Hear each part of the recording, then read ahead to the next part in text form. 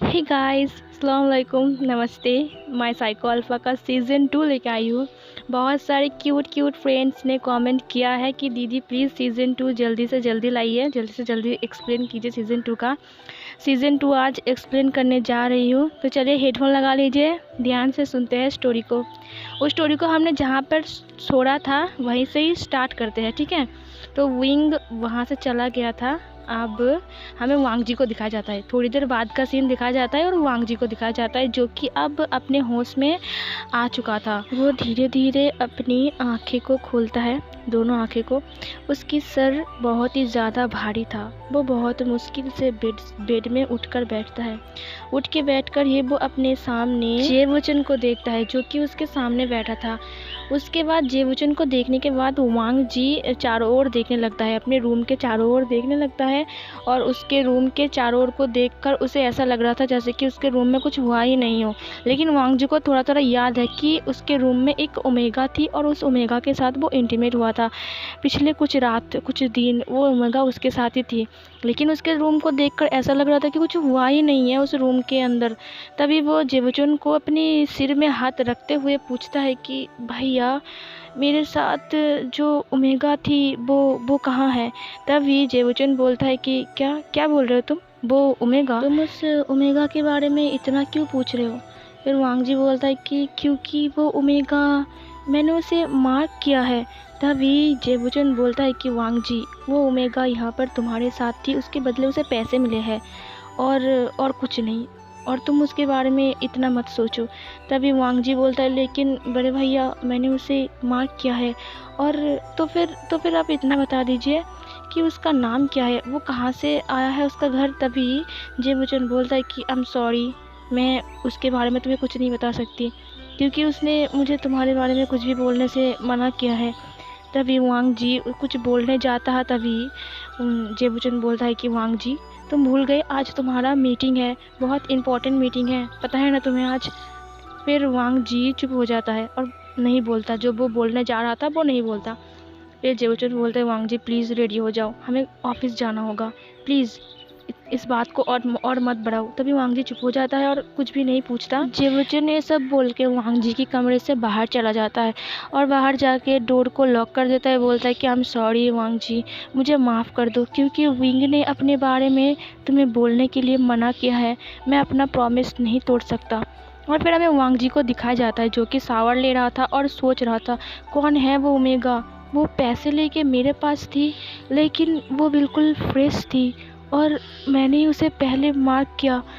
अगर अगर मैंने उसे मार्क कर दिया है तो फिर उसे कोई अल्फ़ा शादी नहीं करेगा और ना ही कोई लड़का शादी करेगा। वो ओमेगा का क्या होगा। बड़े भैया उसके बारे में क्यों नहीं बता रहा है, और वो ओमेगा ने क्यों मना किया है, कौन है वो ओमेगा। मैंने उसका बॉडी देखा, लेकिन उसकी फेस मुझे याद क्यों नहीं आ रहा वो। फिर गाइस सीन चेंज हो जाता है, हमें कुछ दिन बाद का सीन दिखाया जाता है, जबकि विंग अपनी बायोडाटा लेकर जेवुचन के ऑफिस में आ चुका था। उसे कुछ जॉब जो चाहिए था। जेवुचन उसका बायोडाटा देखने के बाद उस एक काम के लिए ऑफ़र करता है। विंग राज़ी हो जाता है, क्योंकि विंग को काम की सख्त ज़रूरत है। फिर जेवुचन उसे बोलता है ठीक है, नेक्स्ट वीक से तुम हमारी ऑफिस में ज्वाइन कर सकते हो।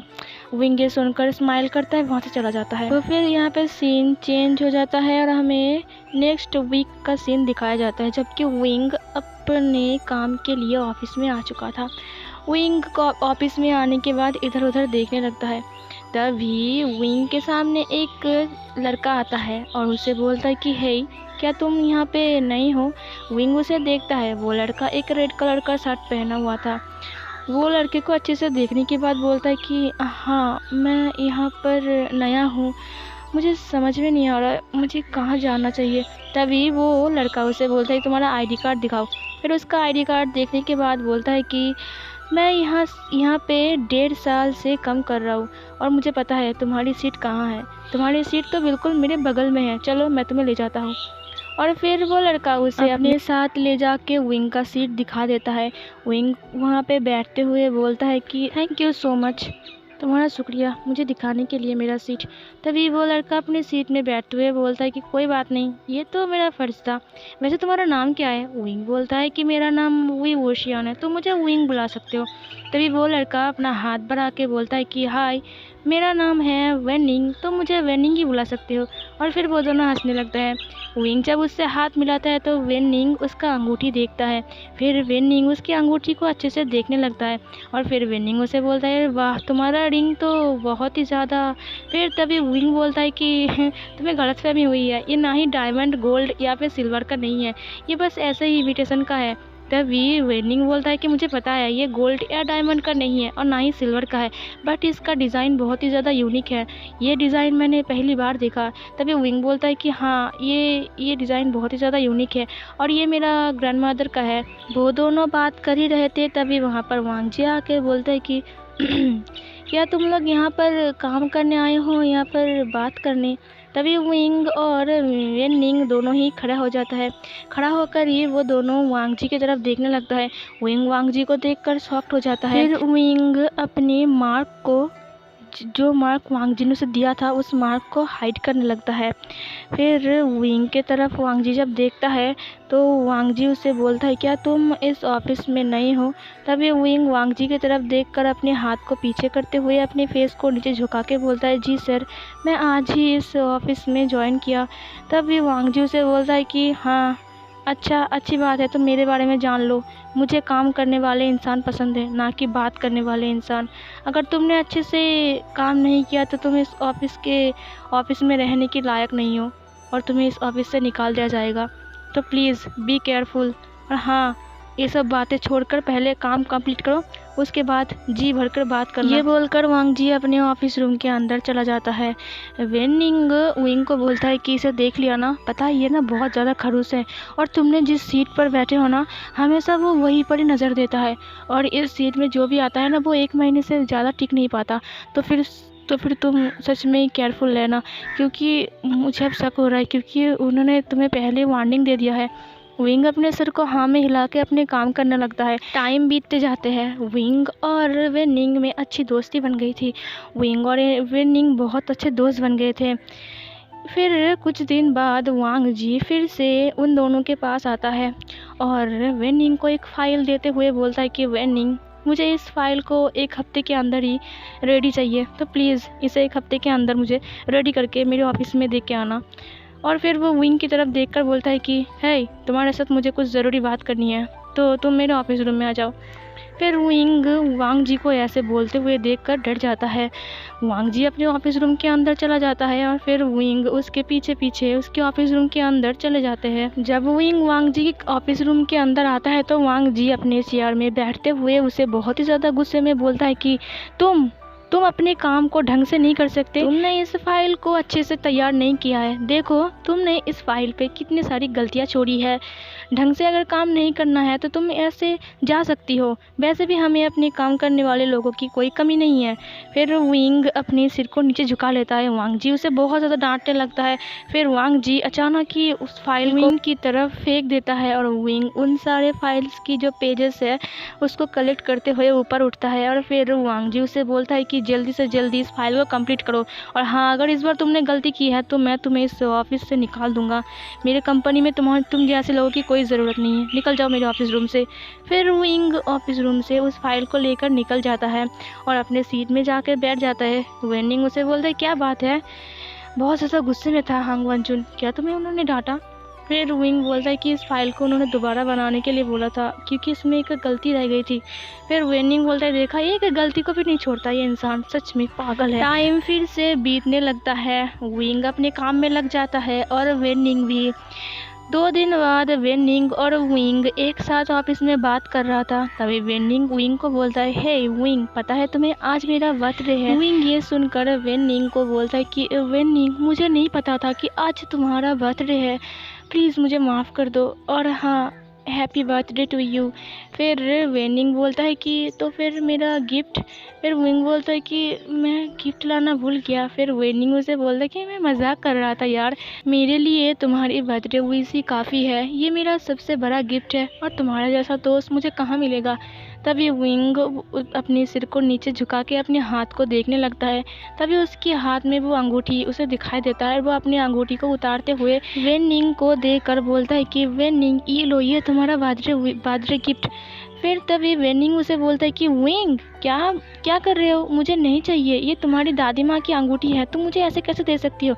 वेनिंग उसे रिटर्न कर देता है, लेकिन विंग वेनिंग को देते हुए फिर से बोलता है कि बट तुम मेरे फ्रेंड हो और मेरी दादी माँ, अगर मेरी दादी माँ है तो फिर तुम्हारी भी तो हुई ना, इसे तुम रख लो, ये तुम्हारा बर्थडे गिफ्ट है और मैंने तुम्हारे बर्थडे पे कोई गिफ्ट तो नहीं लाया ना, तो फिर तुम इस अंगूठी को रख सकते हो क्योंकि तुम्हें ये अंगूठी बहुत ज़्यादा पसंद है। फिर वेनिंग बोलता है कि लेकिन, फिर विंग बोलता है कि नहीं, कोई लेकिन नहीं, प्लीज़ इसे एक्सेप्ट कर लो। फिर वेनिंग बोलता है कि ठीक है, अगर तुम मुझे इसे इतना प्यार से दे रही है तो मैं इसे ले लेता हूँ। फिर वेनिंग उस अंगूठी को लेके अपनी उंगली में पहन लेता है। फिर दिन और बीतते जाते हैं। अब विंग उस फाइल को कंप्लीट कर चुका था और वो वांग जी की ऑफिस रूम में रख के आ भी गया था। तभी वांग जी विंग को बुलाता है और फिर बुलाने के बाद उस फाइल को दिखाते हुए बोलता है, फिर से तुमने वही गलती की है, इस फाइल को तुम ढंग से क्यों तैयार नहीं कर सकती, अगर तुम नहीं कर सकते तो मुझे पहले क्यों नहीं बताया, फालतू का फालतू मेरा टाइम बर्बाद हुआ, लगता है तुम ये सब काम अच्छे से नहीं कर सकती और ना ही तुम मेरे कंपनी की लायक हो, तो निकल जाओ मेरे कंपनी से और कभी मत आना, तुम्हारा शकल मेरे कंपनी में मुझे और नहीं देखना, तुम्हारे जैसे 1000 लोग हैं ये सब काम करने के लिए। विंग अपने घुटने टेक कर वांग जी के सामने बैठ जाता है। Sir please, sir please, sir मुझे मत निकालिए सर, अगर आप मुझे ऐसे निकाल दोगे तो मैं हेल्पलेस हो जाऊंगा, मेरे पास और कोई ऑप्शन नहीं है और मुझे इस वक्त किसी कंपनी में। तभी वांग जी बोलता है कि ये सब मुझे नहीं पता, बट मैं तुम्हें क्यों रखूँ, फालतू का मेरा पैसा बर्बाद है, तुम तो कोई ढंग का काम भी नहीं कर सकती, निकल जाओ। फिर विंग बोलता है सर प्लीज़ मुझे एक और मौका दे दीजिए। फिर वांग जी बोलता है कि मैंने तुम्हें मौका दिया था और हांगवन जोन किसी को दोबारा मौका नहीं देते हैं, तो प्लीज़ निकल जाओ। विंग रोने लगता है और बोलता है कि सर प्लीज़ मुझे मत निकालिए, मैं मर जाऊंगा सर, अगर ये नौकरी मुझे बहुत मुश्किल से मिली है, ये जॉब, सर प्लीज़ सर। तभी वांग जी उसे बोलता है कि तुम निकलोगे या फिर तुम्हें धक्के मार के यहाँ से निकाल दूँ। फिर विंग उठ जाता है, वो समझ जाता है कि वांग जी नहीं मानेगा। विंग चुपचाप ऑफिस रूम से निकल जाता है। विंग की आंखों में आंसू थे। वेनिंग विंग को पूछता है कि विंग क्या हुआ है, तुम रो क्यों रहे हो। फिर विंग उसकी तरफ देखकर बोलता है कि सर ने मुझे इस ऑफिस से निकाल दिया है, वेनिंग कल से मैं काम पे नहीं आऊँगा, बाय। और फिर ये बोलकर विंग रोते हुए अपने बैग को उठा के रोते रोते उस ऑफिस से निकल जाता है।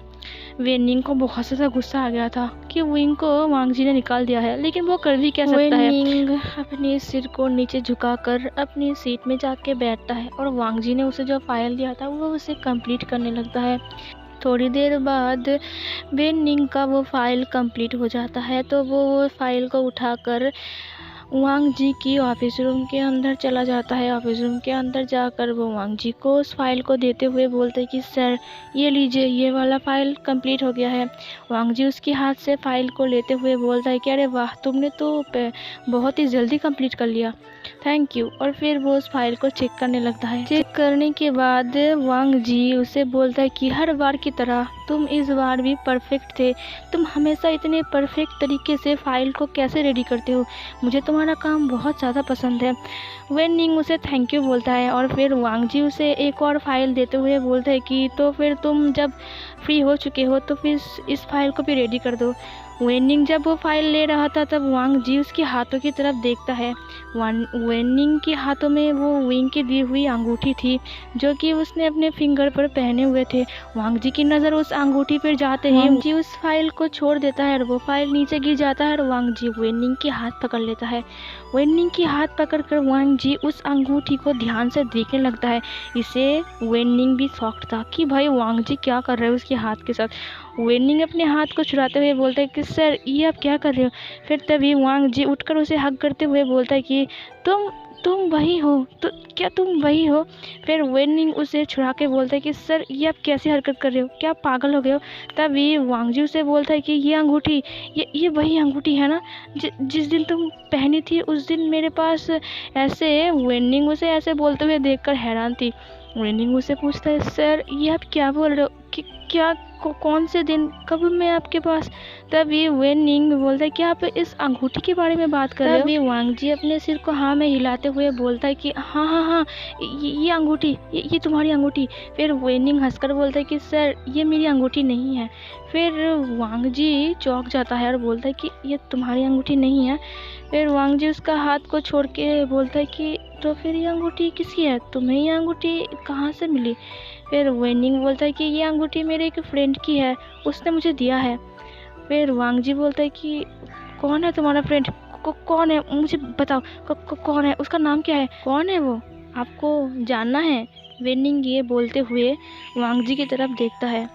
वांग जी उसकी तरफ देखकर बोलता है कि हाँ मुझे उसकी तलाश है, उसे पिछले कुछ दिनों से ढूंढ रहा हूँ लेकिन उसका पता तक मुझे नहीं मिल रहा है। तभी वेनिंग हंसकर बोलता है सर जिसे आपने अभी अभी ऑफिस से निकाल दिया है ना, वो दरअसल उसी की अंगूठी है और उसी ने ही मुझे ये मेरे बर्थडे पर गिफ्ट दिया था। वांग जी सुनने के बाद उसकी पैरों तले ज़मीन ही खिसक जाती है। फिर वांग जी बोलते क्या क्या वो मेगा। फिर वेनिंग बोलते हैं हाँ वी इंग, उसका नाम वी इंग है, हम उसे विंग बुलाते हैं। फिर वांग जी बोलता है कि क्या क्या वो विंग था, ये अंगूठी विंग का है। और फिर वेनिंग अपने हाथ से अंगूठी को खोलते हुए वांग जी को देखकर बोलता है हाँ इसे देख लीजिए, ये विंग का अंगूठी है, मेरी नहीं है, आपको कोई गलतफहमी हो रही है। फिर वांग जी उस अंगूठी को हाथ में लेते हुए बोलता है कि विंग उसका घर कहाँ है, वो कहाँ रहता है, कौन से सिटी में रहता है वो। तभी वेनिंग बोलता है कि आई एम सॉरी सर, उसके साथ मेरे से बस कुछ दिन पहले ही दोस्ती हुई है, मुझे उसके बारे में कुछ नहीं पता। मैं बस जानता हूँ कि उसका एक भाई है जो कि बहुत बीमार है और उसके लिए उसे ये जॉब करना पड़ रहा है। कुछ दिन पहले उसके भाई की आंखों की इलाज हुई है, इसीलिए उसका भाई कहीं नहीं जा पाता, उसका भाई घर में ही रहता है और विंग उसका देखभाल करता है और वो इस ऑफिस में काम करने के लिए इसी महीने में आया था। वांग जी ये सुनकर उसे बहुत ज़्यादा गिल्ट फील होता है कि विंग को उसने इस तरह से उसके बारे में कुछ ना जान के ही उसे इस ऑफिस से निकाल दिया। वेनिंग बोलता है कि आपके बड़े भाई ने उसे इस काम में रखा था, उसे आपको निकालने से पहले आपके बड़े भाई से बात करनी चाहिए थी। वांग जी उसे पूछता है कि वेनिंग मुझे एक बात बताओ, क्या उसका कोई कांटेक्ट नंबर तुम्हारे पास है, मुझे उसका नंबर दो। तभी वेनिंग बोलता है कि आई एम सॉरी सर, उसके पास कोई मोबाइल नहीं है, मैं उसका नंबर आपको कैसे दूँ। ये सुनकर वांग जी अब हेल्पलेस हो गया था, अब वो क्या करेगा, कैसे ढूंढेगा विंग को। फिर वांग जी समझ जाता है कि अभी अभी उसने विंग को निकाला है, मतलब कि विंग रास्ते में ही होगा। वांग जी अब उस अंगूठी को हाथ में लेकर ही दौड़ने लगता है। वो दौड़ते दौड़ते ऑफिस के बाहर आ जाता है। वांग जी एक सेलिब्रिटी बिजनेसमैन था और वो रिच फैमिली से बिलोंग करता है और उसके बहुत सारे फैंस भी हैं। सब लोग वांग जी को ऐसे खुले में देखकर हैरान हो जाता है और सब लोग वांग जी की तरफ भागकर आते हैं। वांग जी उन लोगों को देखकर वहाँ से भागने लगता है। अचानक ही कुछ भीड़ आकर वांग जी को घेर लेता है। वांग जी अब वहाँ से हिल भी नहीं पा रहा था। तभी कोई पर्सन वांग जी की हाथ को पकड़ के वहाँ से खींचकर भागने लगता है। वांग जी अपनी आंखें बंद कर उसके साथ ही भाग रहा था। वांग जी जब उस पर्सन को देखता है तो वो शॉक्ड हो जाता है और वो उसी की तरफ ही देखता रहता है। भागते हुए वांग जी सिर्फ उसी को ही देख रहा था। वो पर्सन उसको लेकर एक छोटी सी गली के अंदर घुस जाता है और वो सारे के सारे जो कि वांग जी के फैंस थे वो उस साइड से ही भाग के गुजरने लगता है। वो वांग जी को ढूंढते हुए वहीं से ही गुजर रहे थे। तभी वो पर्सन बाहर झांकते हुए देख कर वांग जी की तरफ मुड़कर बोलता है कि सर अब आप सेफ हो, अब आप जा सकते हो। वो और कोई नहीं, खुद विंग था। वांग जी विंग को बड़ी बड़ी आंखों से देख रहा था।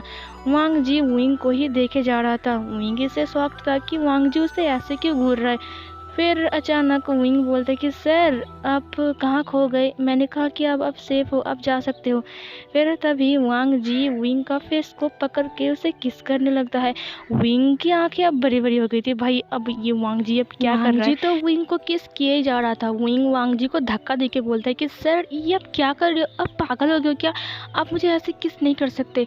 तभी वांग जी उसे वो अंगूठी दिखाते हुए बोलते हैं क्या क्या ये अंगूठी तुम्हारी है। तब ये विंग बोलती है कि हाँ ये रिंग मेरी है, इसे तो मैंने वेनिंग को दिया था, ये आपके पास कैसे आ गया। फिर ये सुनकर वांग जी की आंखों में आंसू आ जाते हैं। वो विंग को हग करते हुए बोलता है कि आखिर मैंने तुम्हें ढूंढ ही लिया। विंग तुम्हें पता है मैं तुम्हें कितने दिनों से ढूंढ रहा था, मैंने तुम्हें कहाँ कहाँ ना ढूंढा, मुझे तुम्हारे बारे में कुछ भी नहीं पता चला, मुझे सिर्फ इस अंगूठी के बारे में पता था। मैंने उस दिन तुम्हें देख नहीं पाया, मुझे कुछ भी क्लियरली दिखाई नहीं दे रहा था, मुझे सिर्फ दिखाई दिया है तुम्हारी ये अंगूठी जिसमें पिंक कलर के स्टोन थे, और मैं इसके ज़रिए ही तुम्हें ढूंढ रहा था। विंग से सुनकर वांग जी को फिर से धक्का दे के बोलता है कि आप गलत हो, आप जिसे समझ रहे हो मैं वो नहीं हूँ। तभी वांग जी विंग को वो मार्क दिखाते हुए बोलता है कि तो फिर ये मार्क तुम्हें कहाँ से मिला। विंग तुम सच क्यों नहीं बोलते कि उस दिन तुम मेरे साथ थी। तभी विंग अपनी नज़र को नीचे झुकाते हुए बोलता है कि हाँ ये सच है, और इसके बदले मुझे पैसे मिले हैं, इसीलिए आप ये सब भूल जाइए, ये सब मैंने पैसों के लिए किया था। तभी वांग जी बोलता है कि विंग मैंने तुम्हें माफ़ किया है, अब तुम मेरी ओमेगा हो और तुम बोल रहे हो कि मैं तुम्हें भूल जाऊँ। फिर विंग अपने नीचे सर को झुकाते हुए बोलती है कि मैं आपके टाइप के नहीं हूँ, आप बहुत ही ज़्यादा रिच और एक सेलिब्रिटी बिजनेसमैन हो, मैं आपकी टाइप की बिल्कुल नहीं हूँ। फिर वांग जी उसे बोलता है कि लेकिन मैं तुम्हें चाहता हूँ, जिस दिन से तुम मेरे साथ थी उस दिन से मुझे कुछ हो गया है, मैं तुम्हें पसंद करता हूँ। तभी विंग उसकी बात को कट करते हुए बोलता है कि सर ये आपकी बस एक सोच है, आप अपने सोच को बदल दीजिए, आप अपने लाइफ में मुझसे भी अच्छा लाइफ पार्टनर ढूंढ सकते हो। तभी वांग जी उसे बोलता है कि नहीं, मुझे तुमसे शादी करनी है और तुम्ही से ही करनी है, क्या तुम मुझसे शादी करोगे। तो फिर विंग उसे बोलता है कि नहीं, मैं आपसे शादी नहीं कर सकती, मुझे माफ़ कर दीजिए। तभी वांग जी उसे बोलता है कि तुमने कहा ना कि तुम उस दिन पैसे लेके मेरे साथ थी, तो फिर तुमने और भी एक चीज़ लिया है। तो फिर विंग बोलता है कि मैंने और कुछ भी नहीं लिया है। फिर वांग जी बोलता है लिया है, तुमने मेरा दिल लिया है, मेरा दिल मुझे वापस करो। क्या दिल? मैंने आपका दिल लिया है, आप पागल हो क्या। फिर वांग जी बोलते हैं हाँ, तुमने मेरा दिल लिया है और तुम्हें वो वापस करना होगा। विंग बोलता है कि मैं कैसे वापस कर सकता हूँ आपका दिल। तभी वांग जी बोलता है ठीक है, तो मुझसे शादी कर लो। फिर विंग बोलता है कि नहीं, मैं आपसे शादी नहीं कर सकता। फिर वांग जी विंग को किस करते हुए बोलता है कि क्या तुम इस किस को रोक पाई जो मैं तुम्हें अभी किया। विंग उसकी तरफ देख रहा था। तभी वांग जी बोलता है कि तो फिर तुम मुझे शादी करने से भी नहीं रोक सकती। और फिर वो विंग को अपनी बाहों में उठा लेता है और वहाँ से जाने लगता है। गाइस सीज़न 2 यहीं पर ही एंड हो जाती है। गाइस रुको गाइस, एक बात सुनो, क्या आप इन दोनों की वेडिंग डे, वेडिंग नाइट या फिर इसकी मतलब शादी के बाद जो लाइफ है इन दोनों की, क्या आप देखना चाहते हो। मैंने तो इस FF को बस यहीं तक ही बनाया था और यहीं पर ही हैप्पी एंडिंग किया था। और अगर आप चाहते हो कि मैं वो अलग सा पार्ट लेके आऊँ, मतलब कि इन दोनों की शादी के बाद इन दोनों की जो लाइफ है दिखाने के लिए, अगर आप चाहते हो तो मैं लाऊंगी। ठीक है, तो फिर आप इस वीडियो पर 100 लाइक कंप्लीट कर दीजिए, सिर्फ ज़्यादा नहीं बोल रही हूँ, 100 लाइक कंप्लीट कर दीजिए। तो फिर मैं जिस दिन 100 लाइक कंप्लीट होगा, मैं आपसे प्रॉमिस करती हूँ, मैं उसी दिन ही इसका जो पार्ट है अपलोड कर दूँगी। मैं आपसे प्रॉमिस करती हूँ, वो वाला wedding day, wedding night, wedding उसके बाद जो उसकी लाइफ है थोड़ा सा दिखाने के लिए मैं प्रॉमिस करती हूँ, प्लीज़। तो फिर गाइस मिलते हैं अगले FF में, तब तक के लिए बाय बाय।